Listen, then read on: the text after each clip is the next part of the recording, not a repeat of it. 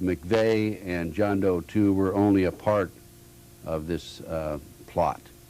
And as a matter of fact, Wait, that's Lee Harvey McVeigh? Yes. Well, that's... Well, I mean... sorry, you're talking about the Kennedy assassination? Yes, I mean, but isn't it... I'm talking about the bombing. I know, but isn't the... Well, I see what you're saying, yes. The same scenario. I mean, we're talking about... Lee Harvey McVeigh, the fall guy. I mean, the guy that's supposed to get caught. Right. Now, you've had experience in talking to individuals who have been deprogrammed from Project Monarch. This is a sleeper agent program where they've developed, I'm talking about the CIA, has developed Manchurian-type candidates. Do you see the players in this as being part of that program? I see this as a strong possibility. Now, Lee Harvey McVeigh, as you call him, okay, has said that he has an implant in his buttocks. He's also made the statement that he's a political prisoner. He was arrested by the Oklahoma Highway Patrol 90 minutes after the bombing, and he was incarcerated, of course, for some, I think, 2 or 3 days. And during that period, the FBI put out an artist conception of John Doe 1 and John Doe 2, John Doe 1 being Lee Harvey McVeigh. And, but before that, the government put out the word to be alert for 2 Middle Eastern-like looking individuals in a blue pickup truck. I theorize, and this is strictly a theory, that the disinformation on the Middle Easterners was put out. McVeigh was supposed to have made a rendezvous afterwards. The beautiful highway patrolman from Oklahoma interrupted the plan, threw a monkey wrench in the machinery, arrested him. Then they had to come up with a plan. Well, okay, now we've got this fellow in jail. What do we do now? Then they came up with the artist conceptions. And then they say, oh, after all, he is in jail now. Aren't we fortunate that the Highway Patrol recognized him? You see what I'm saying? Yes. Now, if McVeigh was involved, and if he was smart enough to put together a bomb that would take out half of that building, and he was some sort of mad solo bomber or even working with a group of other people, he would certainly have been smart enough to drive a car that had a license plate on it. And if he was stopped by the police, and after having done such a heinous crime, and he had a gun there, when the cop came up, he would have simply blown him away and driven off down the road. That makes sense. But what the government is trying to tell us, what the media is trying to tell us, makes no sense. It is nonsense. It is absolute absurdity in my mind. Well, as you recall from watching the news, there was supposed to have been, I think, a light tan pickup truck that stopped in front of McVeigh when he was arrested by the Highway Patrol. There was supposed to have been a helicopter in the area at the time. They went on, and the officials are supposedly looking for the light tan pickup truck now. In fact, I think they've got may have some pictures of it, or they have a video camera on the Highway Patrol car, and they're trying to identify the license plate on it. I don't know if they've done anything about that or not. But the bottom line in this whole case is you can't believe anything that the government has put out, because I feel, adequate documentation that it was a barometric bomb and not a fertilizer bomb, and we'll go into more detail on that later. Would you explain this? Because in our first conversation, you were talking about a double explosion. The media hasn't talked about it. Time magazine hasn't talked about it. Newsweek, the Washington Post, the LA Times, the New York Times, CNN, ABC, NBC, CBS, they've mentioned not a single solitary word. Nothing. Nothing. And yet, you have evidence that would support that. Do you want to tell us about it? Well, of course. What happened was I received a fax, a routine matter to me, that from the University of Oklahoma Department of Geology. And this fax showed that there were 2 ground disturbances. One was at 9:02 a.m. and 13 seconds on the 19th of April. The second one was 9:02 a.m. and 23 seconds, 10 seconds apart. I looked at that, and I thought to myself, and also I received information, of course, as to what that meant. And to make sure, I called the University of Oklahoma, Dr. Ken Luza, and I asked the doctor himself, I said, I'm looking at this seismogram. Would you interpret this for me? And he said, well, those 2 ground disturbances were ground waves, Mm-hmm. and there were 2 incidents that occurred in Oklahoma City on that time, on that date. And I said, what does that mean to you? Would you tell me what that means? He says, that's an indication that there were 2 detonations, not 1. And you talked to who? At Dr. Ken Luza. Dr. Ken Luza at the University of Oklahoma. Department of Geology. Department of Geology. So having 2 separate explosions, does this indicate that it is the signature not of ammonium nitrate bomb, but of another device? Absolutely. With that information, I made some phone calls around to my various sources and contacts. And in fact, the first phone call I made was to the person who I thought would know more about this situation than anybody as far as the bomb is concerned, a scientist who I have known for years, as a matter of fact. And I asked him, I said, let me describe the seismogram to you, what happened. As soon as I told him about that and the 10-second delay, he said, quote, that's my bomb, end quote. Meaning, that's his bomb. In other words, he developed it. He developed the bomb. Yes, So a man that claims credit for developing the bomb says it's his bomb, and if it's his bomb, then it would, certainly didn't sell this bomb to individuals off the street or McVeigh's or the militia or somebody like that. He had to sell it to whom? Well, I can say this. I can't get into details on that, but I can tell you this, that the government had access to this bomb. He told me that the government had access to this bomb. Well, who else would use it but the government, right? Of course. So in other words, what you're saying or implying is that this is a government bomb. Well, he told me that it's so complicated that you need a circuit board to detonate it. It's like setting off a nuclear explosion. It's not a fertilizer bomb, a 4,800-pound fertilizer bomb.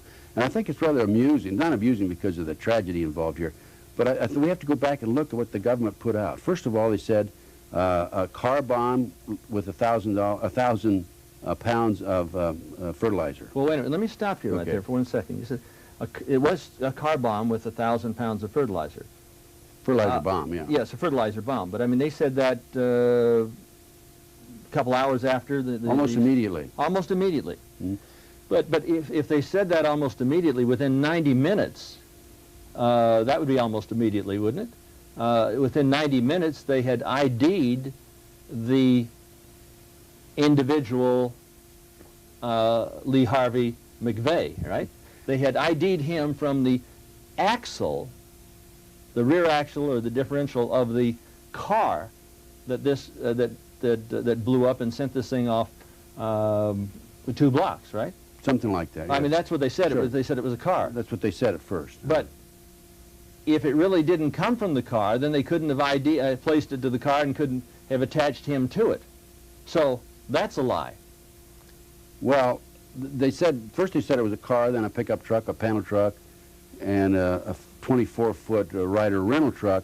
But the weight of the bomb began at 1,000, then I think it was 1,100, then it was 2,000, 2,500, and now it's up to 4,800 pounds. Now let's review that for the audience. Now, the government first said that it was a car bomb and it had 1,000 pounds, then it was 1,100 pounds, then they said it was a pickup truck with 1,500 pounds or 2,000 pounds, then 2,500, then they said it was a panel truck, then they said it was this fertilizer bomb was a Ryder truck. I mean, this wasn't a fertilizer bomb. The government's case, well, it's BS.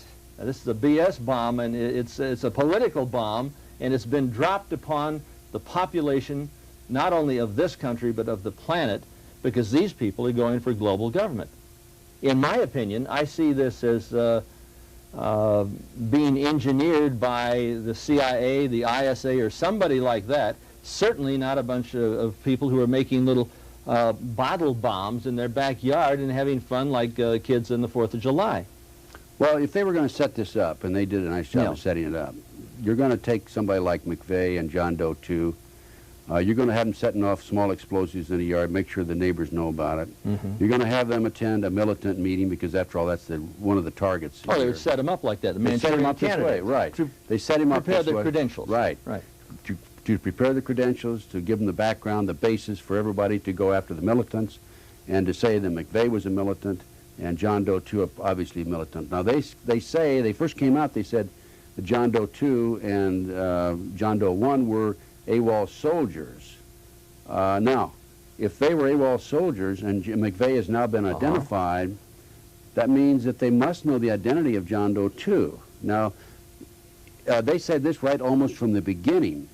Now, bear in mind that if they know that these people were AWOL soldiers, you know that they know the identity of John Doe too. Well, if they knew the identity of John Doe too, why didn't they publicize it? Why didn't they let the world know so that the people in the United States could trace down John Doe 2, unless, of course, John Doe 2 was an agent that they have terminated?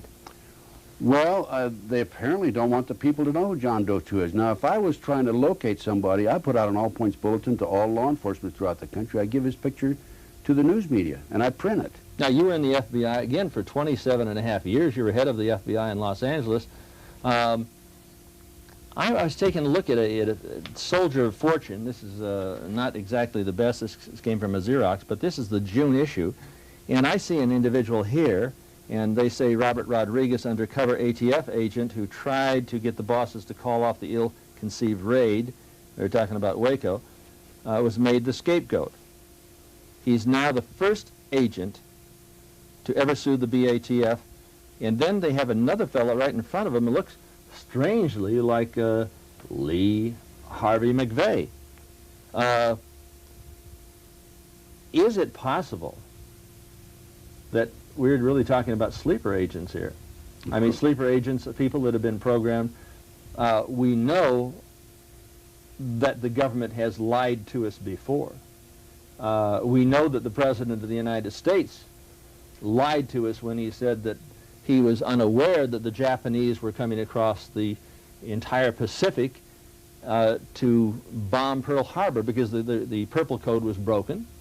He knew about that. The U.S. Congress would not, get into war with Germany. He had to create an incident. So he took the entire U.S. fleet at Pearl Harbor, moved them out, at San Diego, to move them out to Pearl Harbor. He had all of the ships tied together. He could have picked up the phone and talked to Admiral Kimmel or General Short and let them know that Admiral Yamamoto was coming across the Pacific. He did not do that. This was deliberate. It was by design and done with malice aforethought, and resulted in the mass murder of 50 million human beings and this whole thing created World War II. Yesterday, December 7th. The President of the United States knew about that. There's many books on it. But would the President now, in order to continue this program, do such a thing so that he would retain his position as President of the United States, to cover up the Whitewater hearings, to ensure that he would be the individual in charge to bring us into a new world order? Well, it certainly looks like we're heading in that direction. I think there's no question in my mind. There's an evil element in our society, in our system also, including the government, that want this power and that want to take over our government. Everything points in that direction. You look at the BCCI, you look at Iran-Contra, a look at the House Rule 666, which was recently passed by the House, which will allow law enforcement officers to come in and search your house without a search warrant. Look at the Omnibus Crime Bill, which allows the federal government to do indiscriminate wiretapping of whole neighborhoods at a time. Well, you were in the FBI. This would have been outrageous to you, to even consider this when J. Edgar Hoover was in charge. Well, as a matter of fact, there was a meeting between Nixon and some of the top government people when President Nixon was president, and the CIA was there, J. Edgar Hoover was there, and they wanted to do this very thing, and everyone agreed except J. Edgar Hoover. He says, no, it's be a violation of people's civil rights, and he was the one person that stopped that from happening during Nixon's administration. Now, there has been legislation introduced immediately after this to give the president the power to decide who, and that could be you, who is a terrorist or who is a threat to the government of the United States. The Second Amendment of the Constitution was laid out so we would have a militia to keep the government in check. If ever the government got out of control, the militia would come in to squelch their authoritarian control, because this is supposed to be a nation that is controlled by the people rather than a people controlled by the government. So I say, ask what your government can do for you, not what you can do for your government, because your government should be your servant, and we the people must be the masters. When Kennedy said, made that statement about ask not what your country can do for you, but rather what you can do for your country, that wasn't an original statement. No. It was not an original statement by Kennedy. Oh, who said that? Adolf Hitler. And this is what we face today. I think if you liked Hitler, you're going to love Clinton. If he gets away with this, I mean, all hell is going to break loose. I mean, we will literally have a living hell. Well, they're building 80 new prisons around the country right now. There was an article in the Oklahoma City newspaper last June asking for applicants to apply for a new prison being built near the Oklahoma City airport. This is going to be a transfer point, and it will house 1,400 prisoners for a maximum of 10 days. And figure that out, projected that would be over 55,000 people a year just coming and going. Plus, they're building 80 more new prisons. Now, who are they going to put in these prisons? This is a lot of prisons. Well, I mean, you take a look at the black population. They passed that 3 strikes law. You go down into south central Los Angeles, and we have 70% of young black men, 18 to 25, that are either in jail, just getting out of jail, ready to go in jail, selling drugs, doing drugs, or they're unemployed. 70%. I mean, this is massive. And then these political pimps and prostitutes along the Potomac decide they're going to sell NAFTA to us, which is the SHAFTA. NAFTA is the SHAFTA, and ship our jobs, export our jobs south of the border and import slave labor product from communist China, and they get most favored nation status. I mean, this is insanity. What it causes is an exacerbation of the problem, an escalation of the problem, and we have a crisis creation, and it's got to be by design. It's got to be by design. Do you feel that those who control this government have been involved in the importation of, say, heroin and cocaine and drugs? This goes back to the 60s. During the Vietnam War, it's a known fact that drugs were being flown in from Southeast Asia in military airplanes. They were placing drugs in plastic bags in the body cavities of the dead GIs and flying them into bases all over the United States. This is documented in a Time magazine article, January 1, 1973. There's no question about it. I've talked to servicemen who are aware of this, Air America. Now, there was a movie that came out about Air America being involved in drugs, Air America being the CIA operation.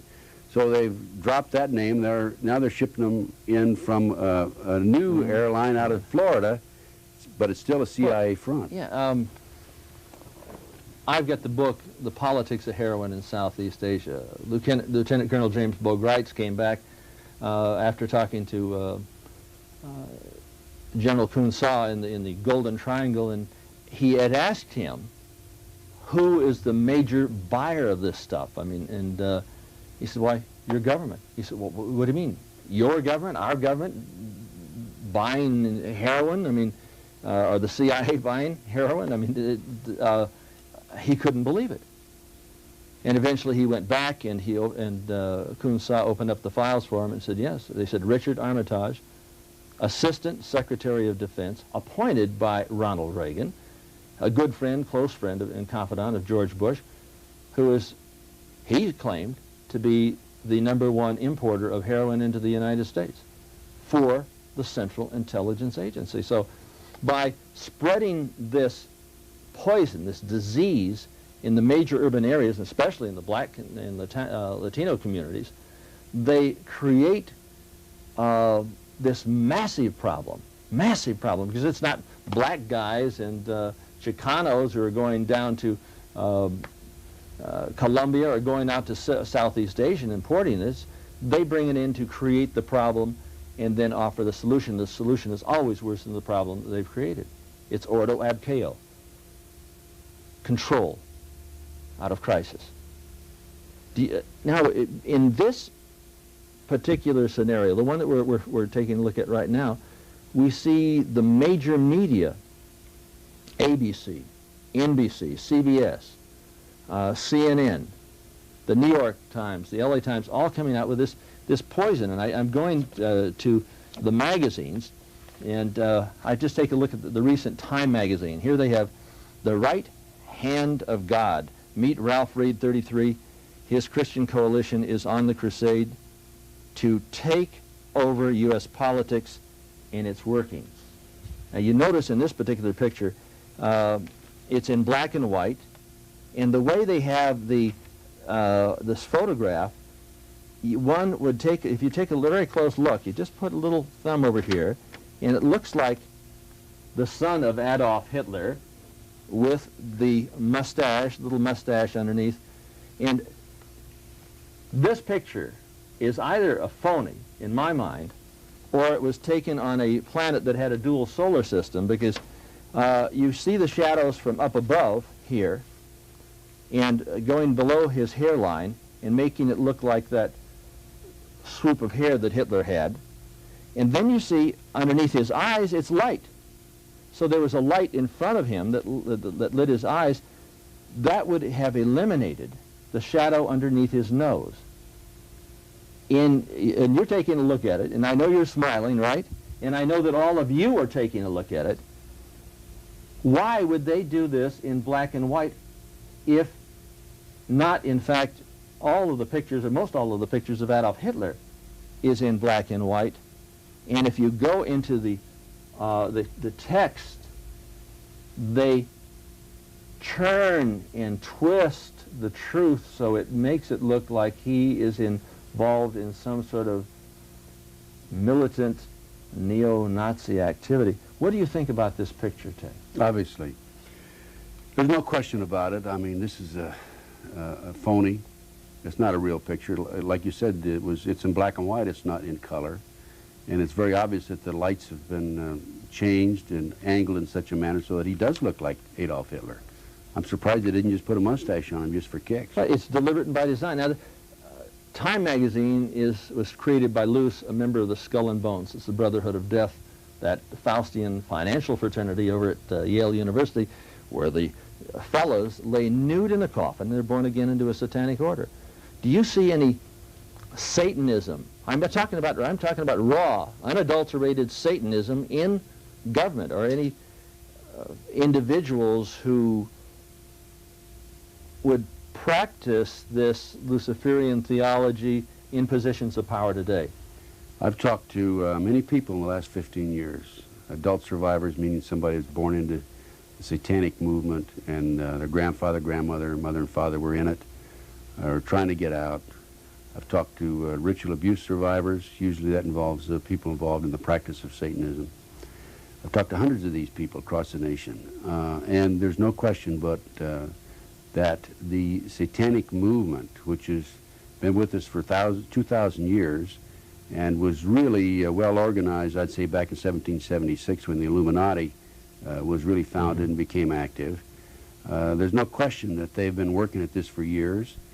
And I had one woman tell me, whose father was in the military, that the U.S. Army is Satan's army.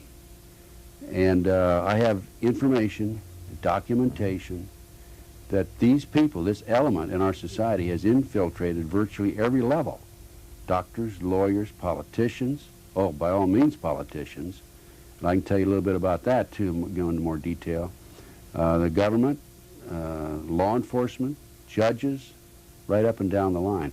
I know of counties where I've been told that they totally control the whole system in these counties. Usually they're in small rural counties, by the way, because it's difficult, say, to control a county the size of, say, the book Los Angeles. is the Franklin Papers, the Franklin cover-up. The Franklin cover-up. Now this is took place in Nebraska, was it? Right. Mm-hmm. And you were involved in the expose of much of these Yeah.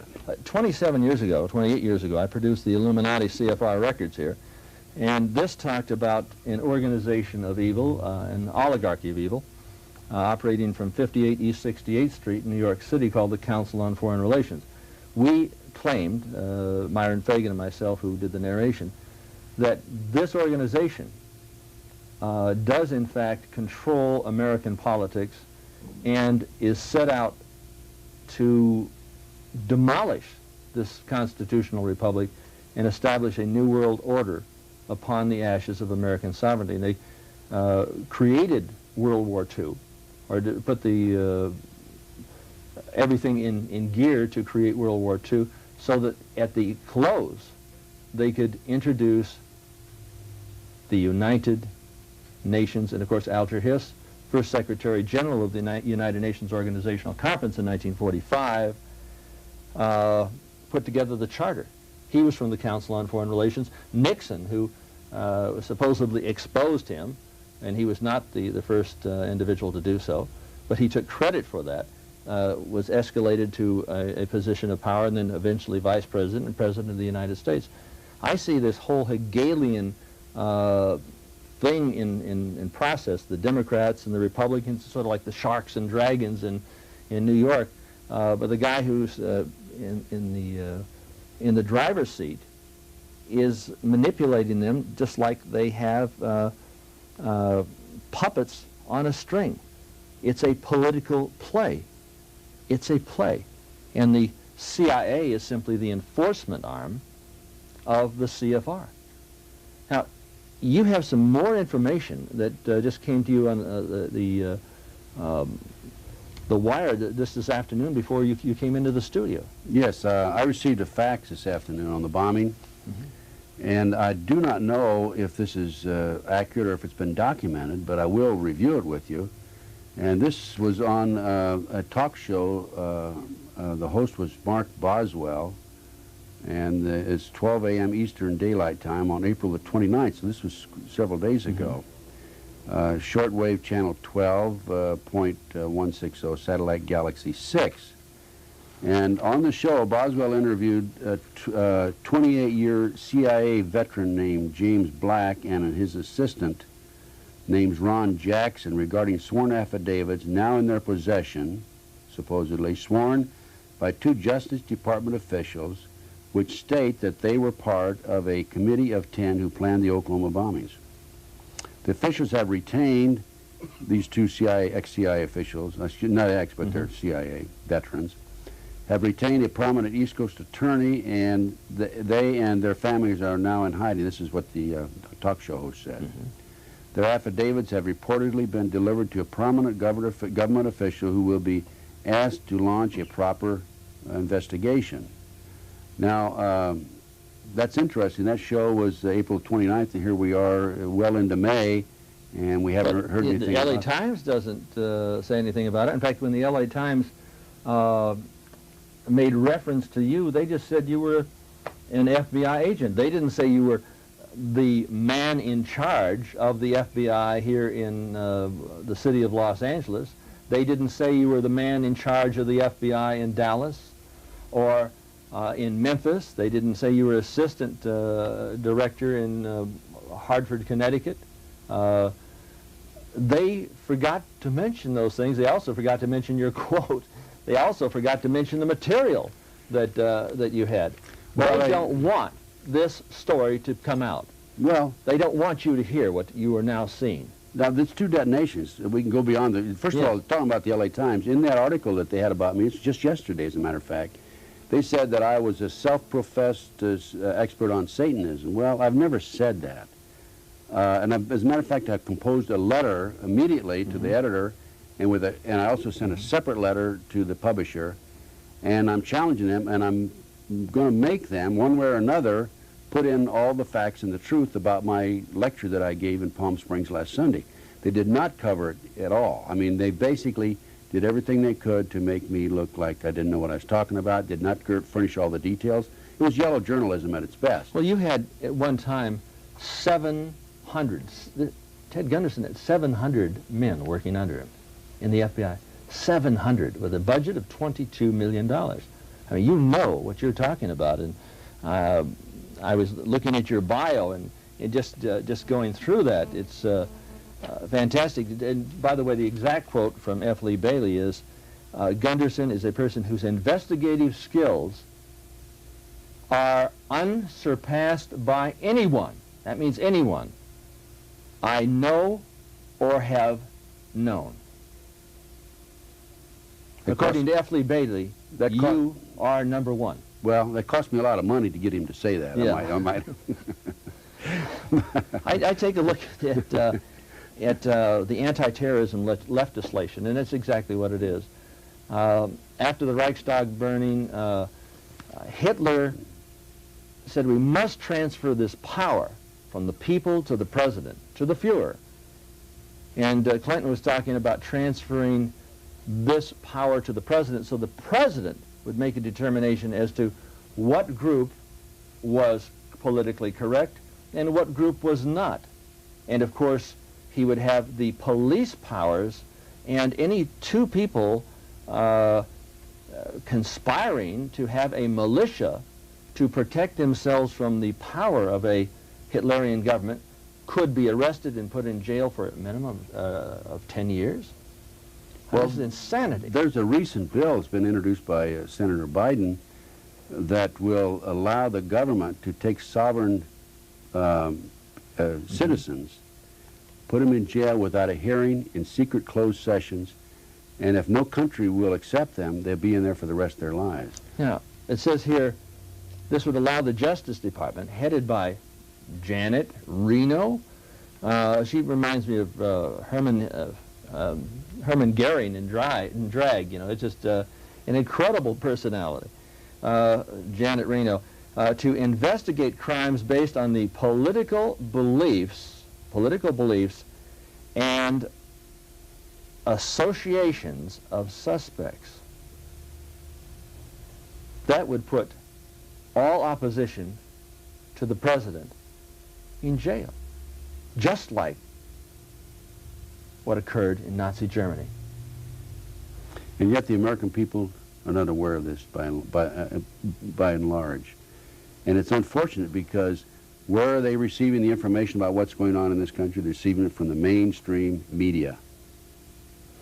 I started to get into the mainstream media and says, look, why I am not to blame. The plot, cracking the Oklahoma conspiracy.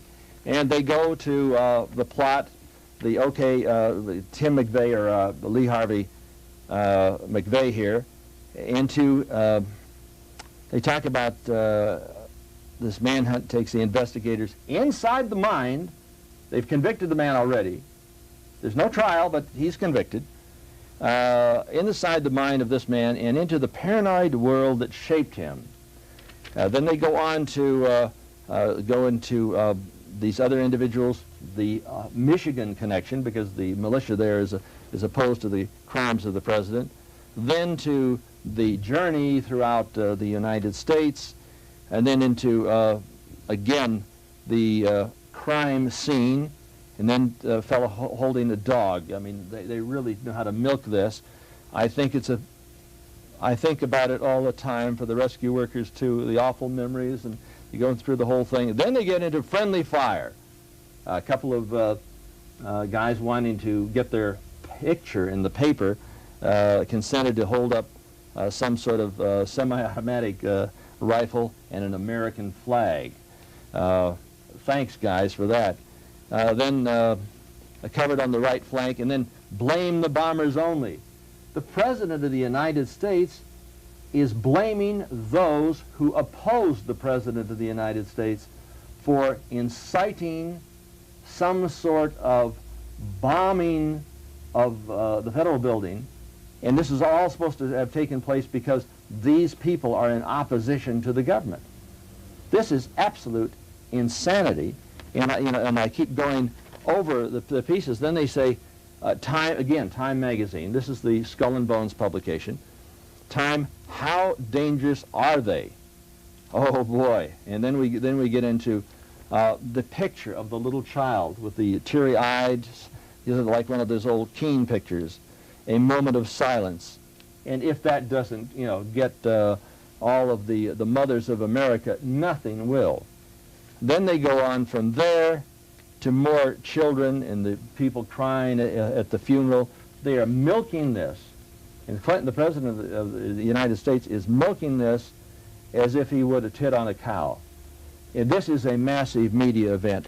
Then he goes into the accusing stance here with the pen, and then to blasting G. Gordon Liddy, who simply said, you know, if the guys are coming in to kill you, and they're coming in with a black mask and hobnail boots and fully automatic weapons, don't let them do that. In other words, if the Gestapo is in to get you, fire back. Then they get into an article, a political interest by Michael Kramer, Why Guns Share the Blame.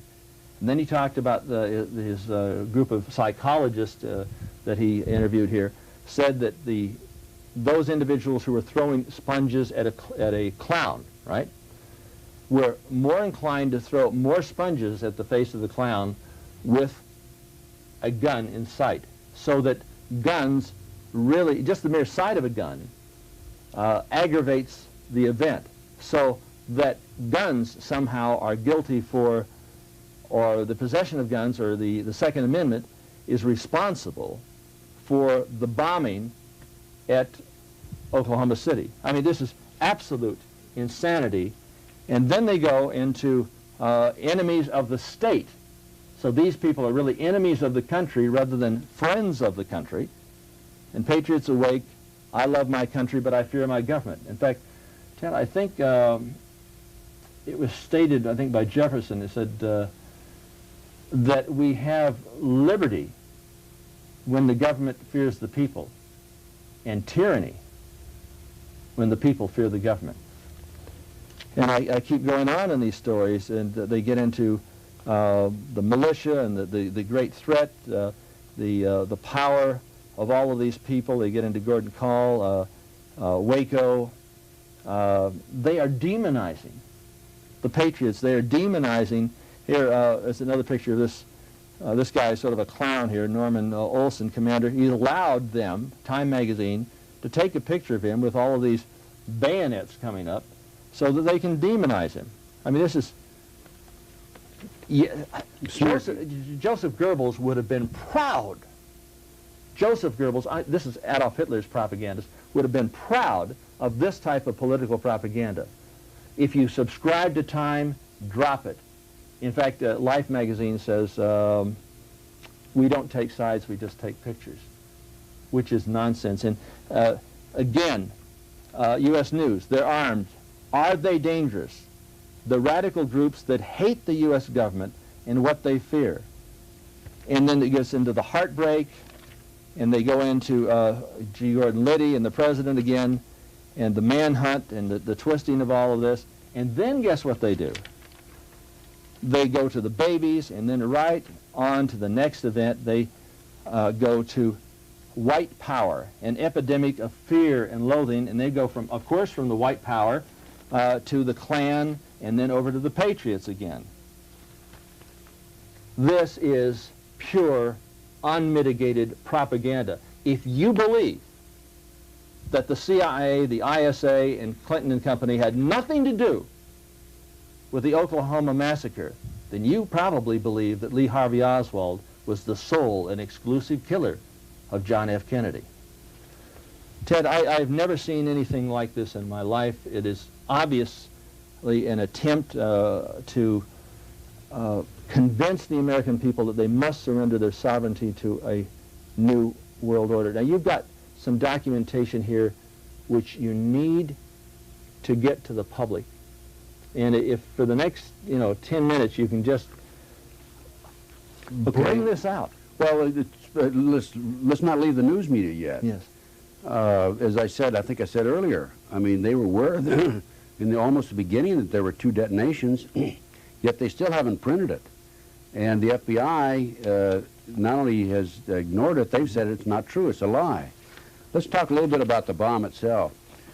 So you're saying that the agency that once was telling the truth is now telling lies? No, there's a difference of night and day between the old FBI and the FBI today. I mean, they're putting out this is a fertilizer bomb. It was not a fertilizer bomb. It was a two-detonation barometric bomb. And in fact, the technical name for the bomb, it's hydrodynamic gaseous fuel device. And the way it works is the first bomb is detonated, and it's detonated through PDTN. By the way, that was found on McVeigh's shirt, PDTN. And PDTN is a device. It's described as a high-velocity explosive used as a primer in initiating the charge. It is high-speed, very sensitive, and used in small amounts. PDTN is not readily available to the public. McVeigh had it on his shirt, by the way. So the bomb is first detonated with PDTN as the chemical that blasts it. And then seconds later, and by the way, that lifts a chemical cloud into the air. And then seconds later, the second bomb is detonated with PETN. Now, PETN is higher in velocity than PDTN. It is standard and readily available to the public. But as PDTN and PETN were both used in the bomb, and both have been found on McVeigh's clothing. Now, I've talked to a munitions expert who said, in no way did a bunch of local yokels put this thing together. That bomb sheared off concrete, straight up. And the ammonium nitrate bombs, according to him, is used by the government to like knock holes into the ground so that they can knock out a bridge or something of that nature. And if we take a look at TNT, it has a velocity of about 2,500 feet per second. This thing, you say, has a dual explosive device, which would in fact shear off this this building. And I've been in contact with somebody that's on the scene, by the way, and involved in the investigation. And just let me tell you what this person has told me. He said he's involved in the investigation. He stated the Oklahoma City bombing on April the 19th, 1995, was with a dual charge. Now, he's there. Had it been ammonia nitrate or the fertilizer bomb, there would have been nitric acid clouds, and none of the workers would have been allowed in the area without breathing apparatus on. He advised that John Doe 2 was vaporized by design. McVeigh is also a throwaway. He stated that the debris field was collapsed toward the crater. There was something inside the building, probably another bomb, which would account for the massive destruction. Well, they said that there was two bombs, that they had discovered two bombs, then we haven't heard anything about that.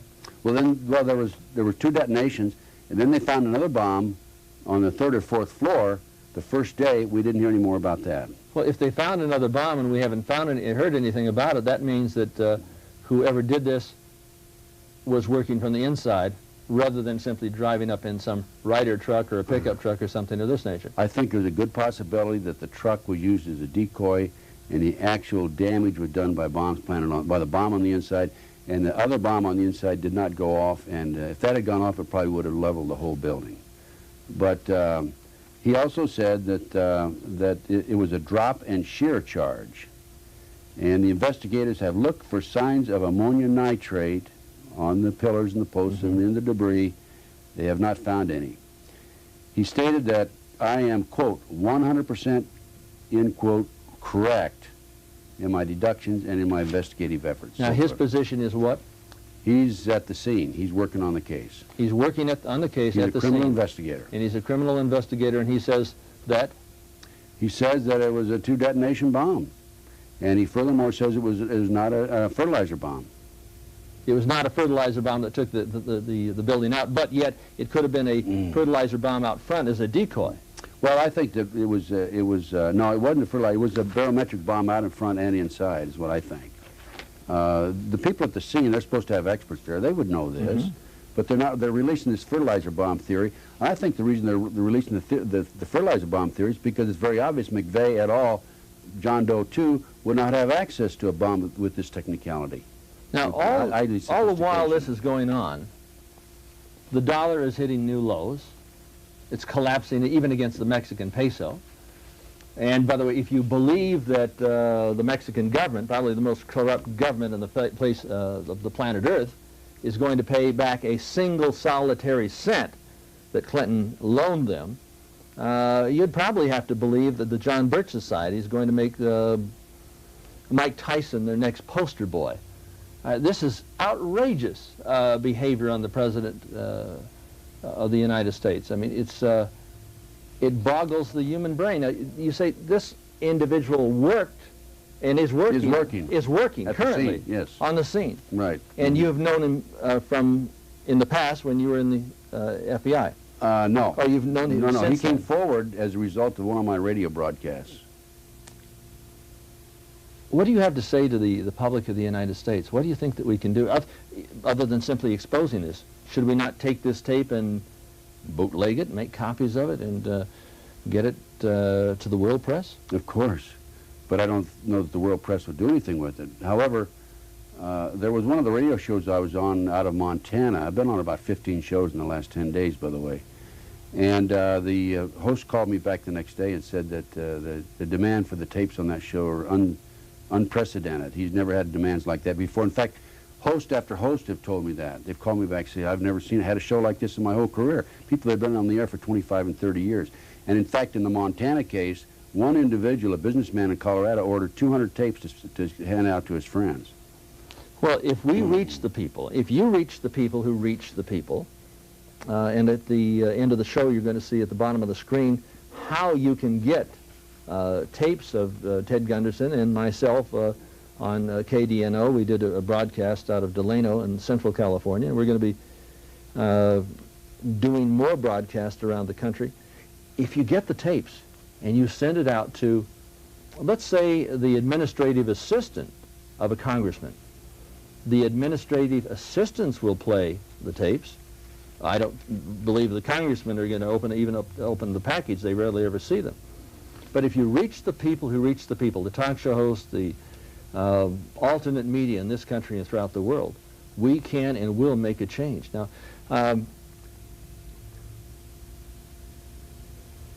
if it is exposed that the president or the CIA or his agents did in fact pull this thing off, do you believe that any of these magazines like Time and U.S. News and World Report will give it any play or publicity? Because they have absolutely crucified the militia, just like like Caesar crucified the Christians in the Roman Colosseum. No, they haven't reported the 2 detonations. They haven't reported the fact that it's illogical that the fertilizer bomb was used. Have you seen one real bomb expert interviewed by any of the major news media? None. No, none. Zero. None. You know why? Because the real bomb experts will tell you what I'm telling you, that this does not exist. You know, there's another point that I'd like to make, and that is that you know, they're encouraging and asking that new legislation be passed, anti-terrorist legislation. I have with me the guidelines of the current guidelines of the FBI in investigating terrorist acts. These guidelines are more than adequate to investigate what we have, any potential acts in the future. Will you say that right into the camera? Yeah, these guidelines here are more than adequate to investigate any terrorist group, domestic or foreign, that comes into the United States. There's no question about it. I've reviewed them. I haven't had an opportunity to review these in 15 years. I reviewed them just the other day. They just would work perfectly. There's no problem with it. There's no reason for any new legislation. President Clinton is calling on the Senate to pass tough anti-terrorism legislation. Lawmakers are expected to vote on the issue after the Memorial Day recess. Mr. Clinton is appealing to them not to delete 3 provisions some senators oppose. They include broader federal wiretapping authority, chemical tags for explosives, and the involvement of the military in certain cases. I noticed that Buck Revelle, who was working with Ollie North at one time on the Iran-Contra, he was liaison with Ollie North, is lobbying for new terrorist legislation. Buck was number 2 man in the FBI at one time, and was subsequently an agent in charge in Dallas and has since retired last October. As a matter of fact, I was invited to his retirement party. Buck worked for me in Philadelphia when I was number 2 man in the Philadelphia division. But Buck is lobbying for more anti-terrorism legislation. Well, they're talking about a police state, so Buck is lobbying for a police state. I would have to say so, yes. If we were to have the transference of power from the people to the president, would there be anything significantly different today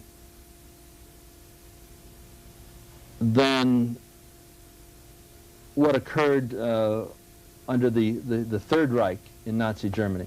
Would there be any significant difference? No, yeah, we're going into a fascist state. I don't, you know, the way things are going, the legislation that's been introduced, as I said earlier, House Rule 666, omnibus crime bill, where they can indiscriminately conduct wiretaps of whole neighborhoods. Look back at the history and look at the last 10 years, what's happened. We mentioned earlier BCCI, Iran-Contra. Look at the savings and loan fiasco. Look at all the people that lost thousands of dollars over that. I think that one of their goals, of course, is power and greed.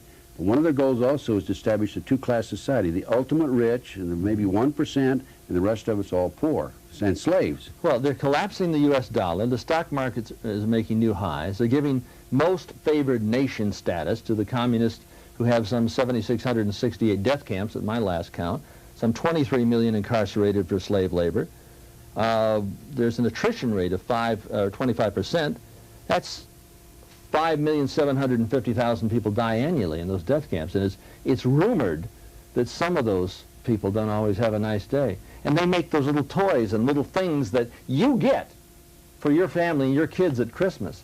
It is insane to support the communist regime that out-Hitlered Hitler at the height of his hysteria, just because the president and these political pimps and prostitutes along the Potomac suggest that you do it. And the GATT Treaty allows for them to import slave and child labor product. That's right. That's what GATT does. The GATT trap is just exactly that. It is treasonous, and it forces all children being born into these United States to have a mark, an identification. And you talked about Lee Harvey McVeigh and his being implanted. I have here one of the little transponders, and this is this little baby here has been injected into U.S. military. It has been used by the military. I was lecturing at the Waioli Tea Room in Honolulu, and I was shaking this thing and saying, "This is coming." I look out there, and the guy said, "No, it's not coming. You're wrong." I said, "Excuse me, I've got the needle, I've got the injector. This is the transponder that's being used for all the pets leaving the pound in Los Angeles. This is a Hughes Advanced Traffic Monitoring System, the new VIN number that they're going to put into the cars so they can ID those via scanners going down the highway and give you a ticket. And this is going to be put into people." He says, "No, it's not going to be. It is used now." And he told me the story where he had dug one of these out of the shoulder of one of his friends in Honolulu. This is being used now. McVeigh is complaining of this being used in him. In his buttocks. In his buttocks. And if we go to Guantanamo, right, they are now using these. And this is the equivalent of a slave bracelet on the blacks and browns that leave Cuba and then are brought back and incarcerated, and they simply put they rivet these things to their wrist, and for the children, and we'll show you a picture of that, have them riveted around their ankles. It would be almost like having a slave bracelet wrapped around your neck. The citizenry will literally be on chains, and of course, I think it was Hitler, he was suggesting that all children have a mandatory vaccination at birth. This is criminal. In Dr. Anthony Sutton's book, Wall Street and the Rise of Hitler, he fully documents that Adolf Hitler was financed from Wall Street and Washington. This was done so as to create an enemy that we could oppose, an enemy that we could defeat, in order to bring about a new world order. And the propaganda that came forth under Hitler is like the propaganda we're having today. the same people that backed Hitler are backing Clinton. It's the same game. It's the same scenario. Do you see a similar, I mean, really, I'm talking about an exacting similarity between what happened in Nazi Germany in 1933 and what's happening in the United States of America in 1995? What's taking place today, I would say, parallels without any question what happened in Nazi Germany in the 30s. There's no question about it. The incident was created, anti-terrorism legislation, greater restrictions on our freedom and liberty, eliminating some of the rights under the Constitution. It's right down the line. Take the guns away from us, the whole 9 yards. Well, in 1935, I think Adolf Hitler registered guns. 1936, he registered Jews. But yet, the ADL seems to be coming out and putting out misinformation and disinformation. The government says that it can't release any information, but yet they are sifting it out through the ADL, are they not? Well, what's happened here is Clinton came out, didn't make a public announcement for, what, 5 to 7 hours? He should have, and he was in a meeting with the ambassador from Turkey, I believe, or the prime minister from Turkey at the time. He should have immediately dismissed that and gone on the air, I think, and showed some real concern and care for the situation. But he said, don't jump to conclusions, but we cannot release any information because we have to worry about preserving the evidence, right? So in the meantime, we're supposed to do that, and the government's not releasing any information. Yet, somebody in the ADL has access to McVeigh because the ADL is releasing information to the effect that McVeigh had a business card on him from Spotlight, which is one of the publications out of Washington, D.C. You know, it's like saying, well, O.J., when he was involved in this crime, had a copy of the L.A. Times. Of course, the L.A. Times would be guilty, right? I mean, they must have inspired O.J., and we have gone from the O.J. to the O.K. Incident. The media is simply gobbling this all up. The mass media certainly has not convicted O.J., then how could they possibly go out and convict Lee Harvey McVeigh? I mean, does this make sense to you? I mean, the people that are being convicted, the groups that are being convicted, are those who are opposing the government. This is so obviously being targeted, certainly. They're targeted. Yeah, Spotlight is a thorn in the side of the Clinton administration because they tell it like it is. It's a magazine out of Washington, D.C. It's a weekly, by the way. And by the way, I'm on the front cover as a result of some of the work that I've done this week. They've targeted the militants. They've targeted the radio talk show hosts. And they're targeting the black Muslims. I saw the Savior's Day speech by Farrakhan, and about an hour and 40 minutes into it, I looked up and I said, my God, he's got the message. And I think that there isn't an alliance between the patriots and the black Muslims. There certainly ought to be, because we're talking about the same oligarchy of evil that's doing it to, you know, causing them problems and causing us problems.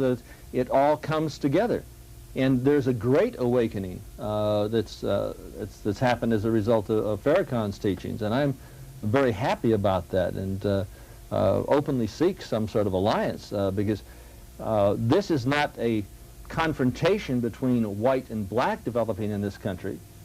This is a confrontation between those who would surrender the United States of America to a global government and those who would prevent us from being surrendered to a global government. You have this statement, and it's important. Well, I think that just about covers me as far as, you know, well, something else is kind of interesting. Yes. I don't know if I covered it earlier or not, but the FBI called me and interviewed me. And I put this fax out about the double detonation and about the you know, barometric bomb and so forth on the 26th of April. And 2 days later, the 28th, I received a phone call from an FBI agent, and he wanted to know if he should distribute this to other field offices around the country. And actually, he just wanted to know what my address was and so forth. And it was very obvious to me. I have information about, sensitive information about like a child kidnapping ring in the Midwest, where they were taking children out of private schools in Omaha, driving them in private vans to Sioux City, Iowa, flying them to Washington, D.C. for sex orgy parties with congressmen and senators. Now that's important, I'll tell you why. Because then they blackmail and compromise these congressmen and senators, and they tell them how to vote. So that's part of the plot. That fits in real well. Now, we have talked with an individual who is a former sleeper agent in Operation Monarch. And that individual has stated that they saw McVeigh. They saw McVeigh, and McVeigh was part of this program. Have you talked to that individual? No, I have not. I tried to contact that person, and I have not received a return call. They're probably like me. I'm receiving 60 phone calls a day for 10 days. I'm looking at 600 phone calls I have to eventually answer. I probably won't be able to get around to answer all of them. But the point is, this is not something that just occurred. This has been planned over a period of years and years and years. I mean, it's designed to compromise these congressmen and senators with 10, 11, 12-year-old boys and girls, because then they got them in their hip pocket.